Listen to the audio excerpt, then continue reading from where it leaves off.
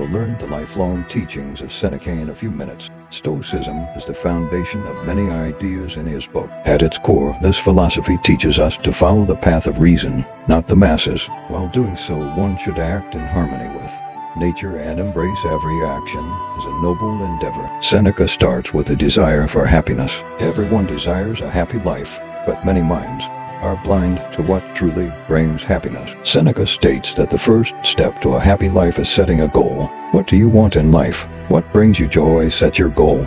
Figure out how to achieve it, and embark on your journey. Another piece of advice relates to following the old ways. The book often emphasizes reason, logic, and the mind. One should weigh matters with their own intellect. Following the path set by previous generations creates large crowds. Your path is different. You will pave it.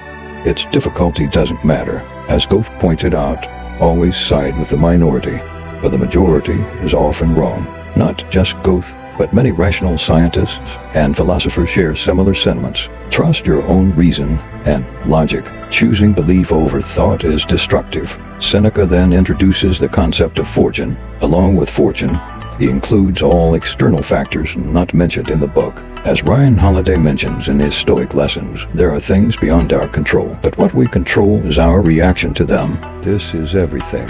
Seneca discusses this with the concept of fortune. The good things fortune brings are unreliable because they are random and temporary. One should be content with the good that comes from oneself. Next, we discuss pleasure. The balance between pleasure, virtue, and reason is crucial. Pleasure isn't the leader of a good life, but can be its companion. Chasing after pleasure mindlessly degrades a person. As the first section concludes, the master addresses criticisms about his affluent lifestyle. They tell him that you speak one way and live another. His response is that you, the most spiteful minds, had opposed Plato, Epicurus, and Zeno in the same way. These thinkers all spoke not of how they lived, but how one should live. I speak not of myself, but of virtue, and your venom won't deter me from the best path. Faint lights fear the sun, says Seneca. Following this, he speaks of wealth as merely a useful tool and not something to rely upon. Those who define themselves by their wealth lose their way when they lose their possessions. The wise use their resources beneficially. The main message of the first letter is clear. The keys are in our minds, hidden in our inner worlds. Peace and happiness come from within, yet people sadly seek them outside. The next section is on the shortness of life. Seneca continues on a similar theme. Just as with happiness, in the journey of a long life, one does to oneself whatever one does. While lamenting life's shortness, one shortens their own life. They exhaust themselves for others, living without valuing their own life. In truth, we don't lack time. We just waste most of it. A well-organized life is long enough. For both a happy and a long life, one should dedicate themselves to a noble cause, turning inward instead of wasting away in fleeting pleasures. One should first learn to be alone with oneself. Those who can be alone should be careful with their time. The only honorable form of greed is in how one spends their time, says Seneca. Time isn't money, it's just time. It's not an inexhaustible resource,